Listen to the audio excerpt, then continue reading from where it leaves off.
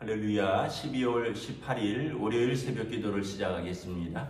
사도신경으로 우리의 신앙을 고백합니다. 나는 전능하신 아버지 하나님 천지의 창조주를 믿습니다. 나는 그의 유일하신 아들 우리 주 예수 그리스도를 믿습니다. 그는 성령으로 잉태되어 동정녀 마리아에게서 나시고 본디오 빌라도에게 고난을 받아 십자가에 못 박혀 죽으시고 장사된 지 사흘 만에 죽은 자 가운데서 다시 살아나셨으며 하늘에 오르시어 전능하신 아버지 하나님 우편에 앉아 계시다가 거기로부터 살아있는 자와 죽은 자를 심판하러 오십니다. 나는 성령을 믿으며 거룩한 공교회와 성도의 교제와 죄를 용서받는 것과 몸의 부활과 영생을 믿습니다. 아멘. 찬송가 212장 찬양하시겠습니다. 찬송가 212장입니다.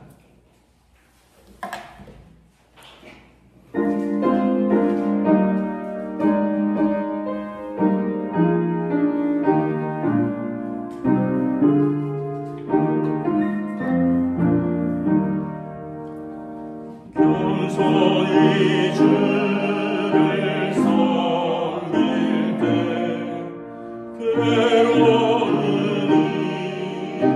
많으나 그 주여 내게 힘주사 잘 감당하게 하소서.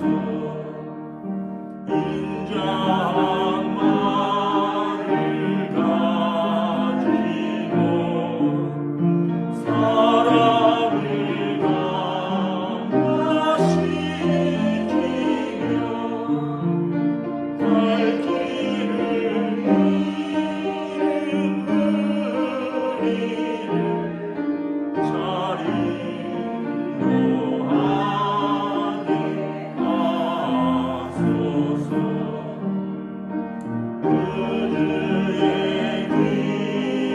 그주의 귀한 인내를 깨달아 알게 하시고 굳건한 믿음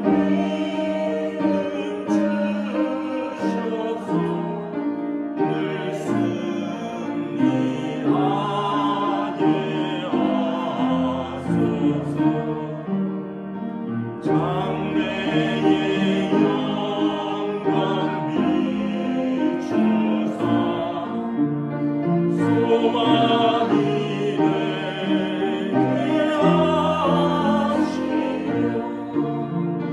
그 주와 함께 살면서 참 평강 얻게 하소서.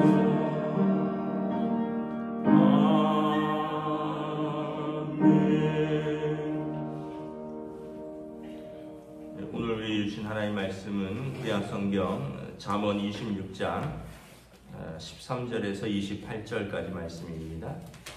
잠언 26장 13절에서 28절까지 말씀입니다.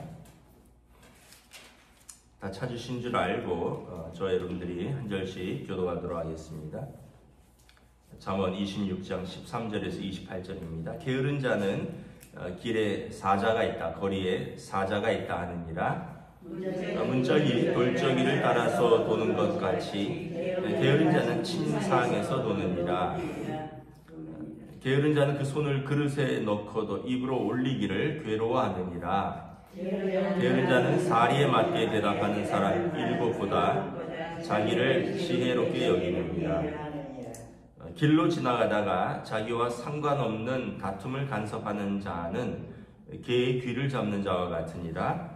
횃불을 던지며 화살을 쏘아서 사람을 죽이는 미친 사람이 있나니 자기 이웃을 속이고 말하기를 내가 희롱하였노라 하는 자도 그러하니라. 나무가 닿으면 불이 꺼지고 말장이가 없어지면 다툼이 쉬느니라. 숯불 위에 숯을 더하는 것과 타는 불 위에 나무를 더하는 것 같이 다툼을 좋아하는 자는 시비를 일으키느니라. 남의 말하기를 좋아하는 자의 말은 별식과 같아서 뱃속 깊은 데서 내려가느니라. 온유한 입술에 악한 마음은 낮은 은을 입힌 톡이니라. 원수는 입술로는 꾸미고 속으로는 속임을 품나니 그 말이 좋을지라도 믿지 말 것은 그 마음에 7가지 가증한 것이 있습니다. 속임으로 그 미움을 감출지라도 그의 악이 회중 앞에 드러나리라. 함정을 파는 자는 그것에 빠질 것이요 돌을 굴리는 자는 도리어 그것에 치이리라. 거짓말하는 자는 자기가 해한 자를 미워하고 아첨하는 입은 해망을 일으키느니라. 아멘. 할렐루야. 오늘도 또 새로운 한 주, 새로운 하루가 시작됩니다. 하나님께서 은혜와 평강 주시기를 축복합니다. 2026년이 이렇게 마무리되어 가고 있습니다. 이제 보름 남았죠. 어떤 한 해를 또 마무리하는데 하나님께서 함께하여 주시고 요즘 또 강추인데 건강 잘 지켜서 또 한 해를 잘 마무리하고 새해를 또 건강하게 맞이하시기를 기도합니다. 오늘 말씀을 보면 뭐 여러 가지가 나오는데 특별하게 이제 2가지 같아요. 하나는 게으름이고 하나는 지혜로운 말입니다. 게으른 자를 지혜롭지 못한 자로 잠언은 보고 있죠. 그래서 게으른 자는 핑계를 많이 댄다는 거예요. 13절에 사자가 있다. 길에 사자가 있다. 그러니까 길에 못 나가는 이유가 나가면 무서운 사자가 있으니까 잡아먹힌다는 거죠. 여러분 길에 뭐 사자가 그렇게 있겠습니까? 물론 아프리카는 있을 수 있겠지만 핑계라는 거죠. 게으른 자의 특징은 14절에 보면 문짝이 돌저기를 따라서 도는 것 같이 게으른 자는 침상에서 도느니라. 그 여다지 문이 이렇게 문이 이렇게 항상 여기 이제 돌적이라 그러는데 뭐 우리가 말하는 그 힌지라고 하는 거죠. 이렇게 경첩같이 이렇게 거기에 받침을 두고 거기서 문이 왔다 갔다 하는데 게으른 자는 침상에서 왔다 갔다 한다는 거죠. 15절에 보면 게으른 자는 손을 그릇에 넣고도 입으로 올리기를 괴로워하느니라. 자기가 할 수 있는 것도 하지 않는다는 거예요. 또 게으른 자는 그러면서도 모든 사람보다 자기를 지혜롭게 여긴다는 거예요. 사리에 맞게 대답하는 사람 7보다 자기를 더 지혜롭게 여긴다. 그래서 게으른 자도 핑계도 있고 게으른 자도 나름 변명도 있고 게으른 자도 자기를 지혜롭게 여긴다라는 거예요. 그런데 사실은 게으름은 이제 자기의 그 사명을 다 이루지 못하게 하고 또 게으른 자는 이제 잠언에 쭉 보면 가난이 찾아온다. 좀 더 자자 눕자 졸자 하면 궁핍함이 가난이 군사같이 찾아온다. 이렇게 말씀을 하고 있죠. 그 게으름에 대해서 이렇게 좀 생각을 해보면 뭐 꼭 게으름이 요즘은 일찍 일어나느냐 뭐 늦게 일어나느냐는 아닌 것 같아요. 요즘 젊은이들은 밤문화잖아요. 그래서 늦게 일어납니다. 그런데 뭐 저희도 아이들이 가끔 가다 보면 제가 뭐 새벽에 뭐 설교 준비하려고 일어나거나 뭐 이러다 그 무렵에 이렇게 자기 방에 불이 슥 꺼지는 걸 봐요. 그런 걸 보면 늦게 자는구나. 그런데 또 보면 또 자기 또 할 일들은 하더라고요. 그래서 요즘 세대랑 또 옛날 세대를 단순히 구분하는 것은 아닌데 그래도 이제 이렇게 게으름에 대해서 좀 생각을 해보면 좀 타고나기를 좀 부지런한 사람이 있고요. 타고나기를 좀 게으른 성향이 있는 것 같아요. 좀 개인적인 기질과 성향이죠. 좀 어른들은 좀 타고나기를 부지런한 분들이 많은 것 같아요.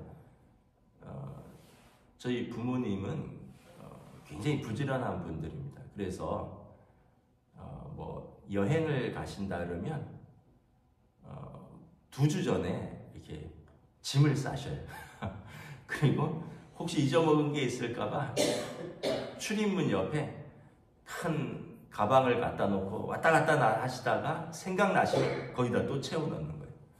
그러니까 여행 한번 가시면 다 준비해 가셔요. 다. 그런데 짐은 엄청나게 많아지는 거죠. 그래서 제가 여행 갈 때마다 뭐 아니 무슨 이사 가시냐고 뭐 이렇게 짐을 많이 가져가냐. 이거는 현지 가서 사는 게 더 효율적이고 싸다. 예를 들면 쌀도 가지고 가시니까 아니 그래서 제가 아니 이 쌀을 끌고 제주도까지 가야 되냐. 제주도 가서 이마트나 강원도 가서 어디 속초 가서 뭐 마트 가서 쌀을 사면 되지.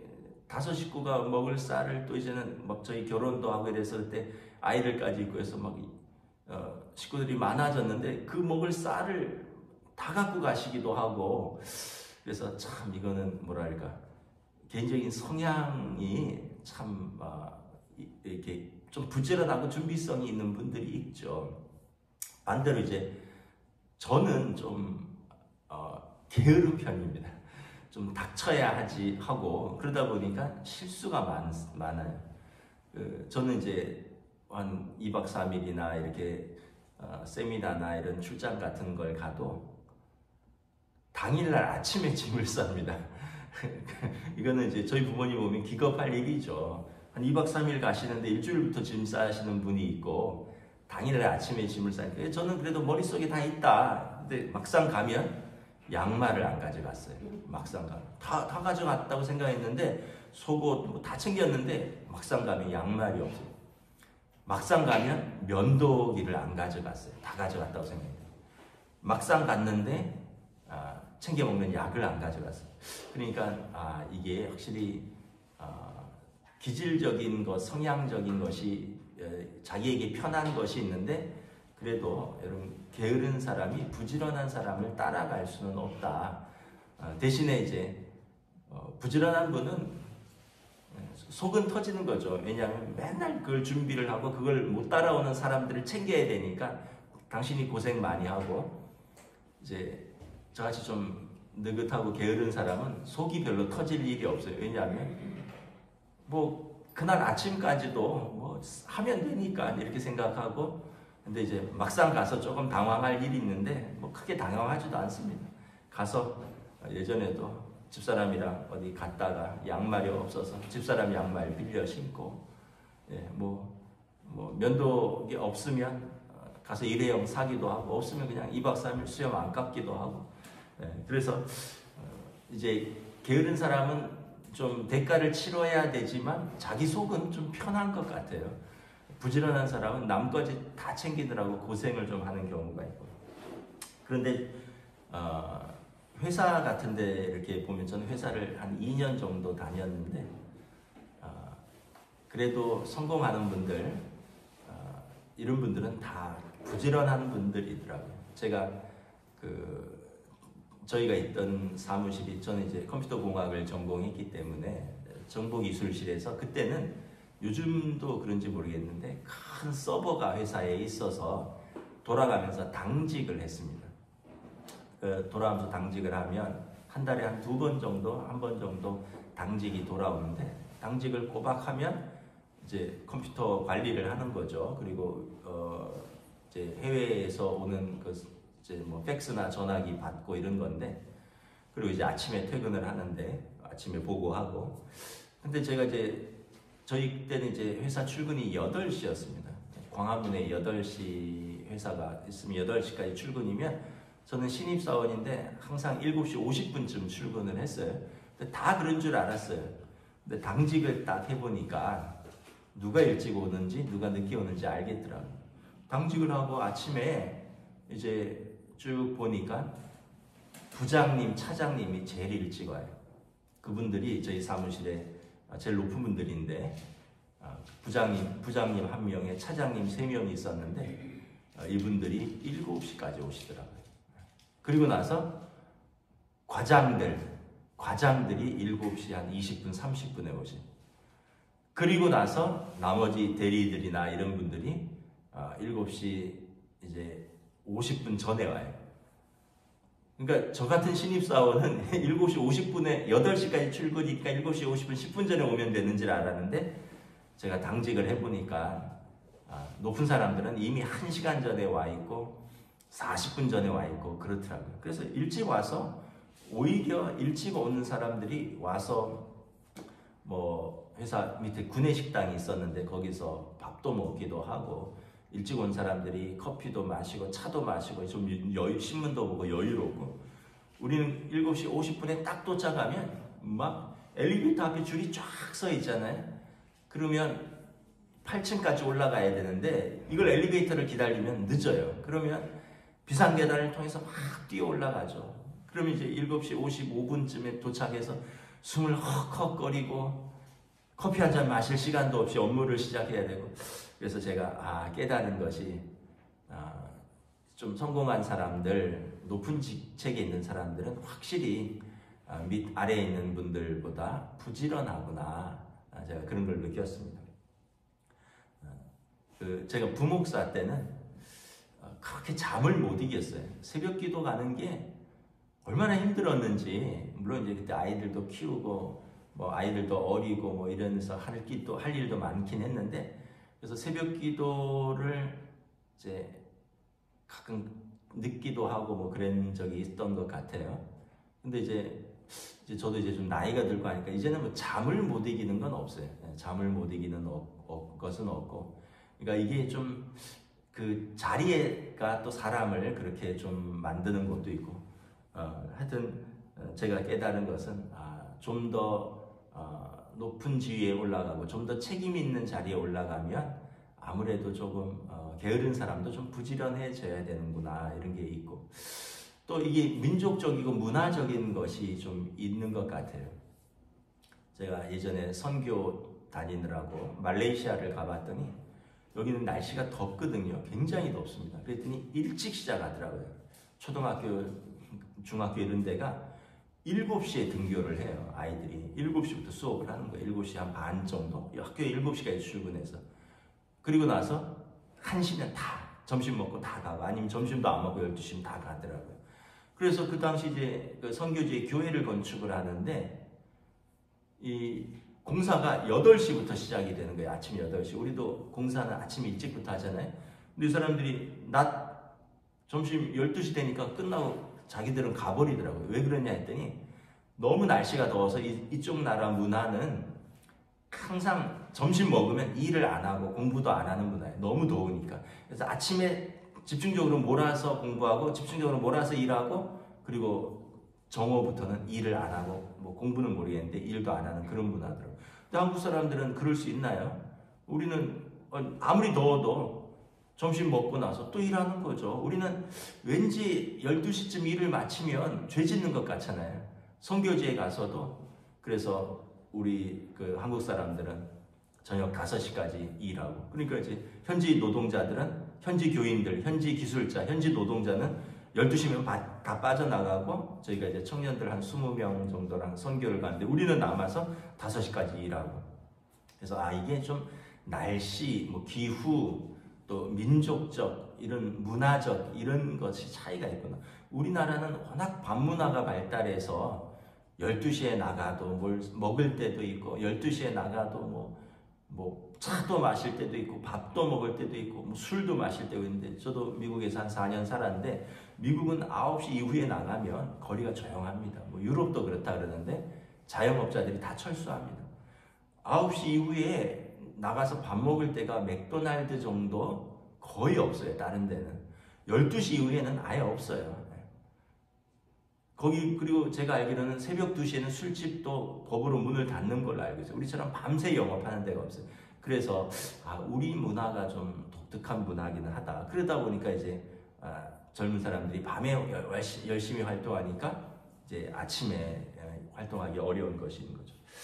결과적으로는 이제 우리가 어떤 일찍 일어나느냐, 뭐 늦게 일어나느냐 이걸로 게으르냐 부지런한 걸 판단할 수는 없지만 그럼에도 불구하고 그거와 별개로 게으르면 아무래도 실수가 많고 게으르면 아무래도 할 일들을 놓치게 되고 게으르면 아무래도 부지런한 사람을 따라갈 수 없다. 그래서 오늘 지혜자는 핑계 대지 말고 또 침상에서 맨날 왔다 갔다 하지 말고 하루를 하나님 주신 하루를 소중히 생각하고 또 이것을 부지런히 활용해라. 그래서 아침에 일찍 일어나면 하루가 되게 깁니다. 우리 어른들 아실 거예요. 아침에 일찍 일어나면 하루가 되게 길고요. 늦게 일어나면 모르겠어요. 밤늦게까지 하면 모르겠지만 하루가 되게 짧아요. 좀 있으면 저녁 되니까. 근데 아침에 일찍 이렇게 새벽 기도 하시는 분들은 아침에 일찍 오시잖아요. 그러면은 시간이 되게 길어요. 아침도 먹고 아침에 오전에 할 일 하면 또 점심도 먹고. 근데 이제 늦게 일어나면 이게 아침은 건너뛰는 거고 하루가 금방 가는 거죠. 그래서 여러분 하나님께서 다 다르게 주셨는데 똑같이 주신 게 딱 하나 있대요. 시간이래요. 시간. 모든 사람에게 동일한 시간을 주셨고 우리가 그 시간을 잘 활용하는 사람이 지혜로운 사람이다. 근데 하여튼 타고난 거는 잘 고치기는 어려운 것 같습니다. 저는 좀 게으른 사람입니다. 사실은. 다음에 또 하나는 이제 말에 관한 거예요. 언어에 관한 거. 그래서 여기 쭉 보면 18절, 19절에 이웃을 속이고 말하는 자 이것은 이유 없이 화살을 쏘아서 사람을 죽이는 것과 똑같다. 또 말쟁이가 없어지면 다툼이 쉰다. 자꾸 말을 옮기고 말을 전하고 이런 말쟁이가 없어지면 나무에 불이 꺼지듯이 다툼이 꺼진다. 또 21절에 보면 다툼을 좋아하는 자, 시비를 자주 일으키는 사람들은 숯불 위에 나무를 숯을 더하고 불타는 나무에 나무를 더하는 것처럼 다툼을 계속 일으키는 사람이다. 그래서 여러분 말을 좀 줄이고 또 불필요한 말은 안 하는 것이 좋다는 거죠. 왜냐하면 말을 많이 하면 실수가 많기 때문에 그렇고 또 22절에 보면 남의 말하기를 좋아하는 것이 별식과 같아서 뱃속 깊은 데로 내려가느니라. 그런 것 같아요. 우리가 다른 사람 이야기 이렇게 하면 재밌기도 하고 야 누가 그렇다며? 막 이러면 막 그 얘기를 갖고 막 별식 먹듯이 이렇게 하는데 우리 입장 바꿔서 생각하면 나한테 그런 일인데 누가 내 얘기를 그렇게 별식 먹듯이 뒤에서 한다 그러면 씁쓸하겠죠. 그래서 23절에 온유한 입술의 마음은 이제 온유한 입술의 악한 마음은 낮은 은을 입힌 톡이니라. 그리고 또 어제 말씀에도 지난번에 말씀에도 적당한 말은 은쟁반의 이제 뭐 옥구슬이니라. 그래서 여러분 좋은 말, 적당한 말, 은혜로운 말을 해야 되고요. 또 그래서 24절, 25절에 보면 꾸미는 말, 속이는 말, 좋은 말 같이라도 그런 말은 믿지 말라. 또 26절에도 속이는 말, 27절에 함정을 파는 말들, 자기가 나중에 그것에 빠질 수 있다. 그리고 28절에 거짓말하는 자는 거짓말하는 것은 십계명에 보면 또 하나님께서 금지하신 것이죠.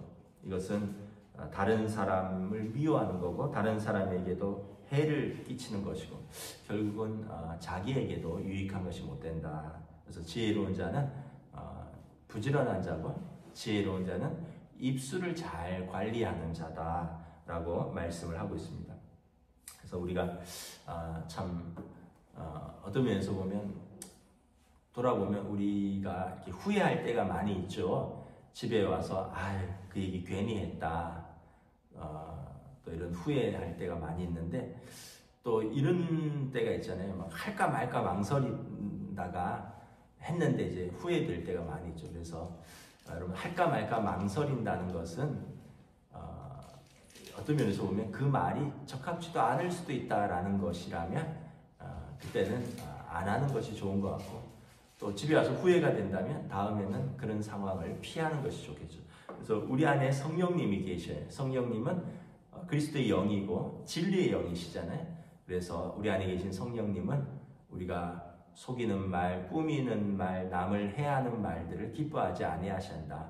그래서 우리 안에 계신 성령님께서 우리가 그런 말을 할 때마다 우리 영과 더불어 슬퍼하시고 또 탄식하신다. 그래서 내 안에 계신 하나님의 영을 우리가 근심시키지 말고 우리가 말로서 은혜를 끼치고 말로서 하나님을 기쁘시게 하고 말로서 다른 사람들을 세울 수 있는 그런 지혜로운 사람이 될 수 있기를. 어려운 일이지만 또 우리가 노력해야겠죠. 그러한 지혜롭고 또 부지런하고 또 아름다운 은혜의 말을 하는 우리 저와 여러분 되시기를 우리 주님의 이름으로 축복합니다. 아멘. 기도하겠습니다.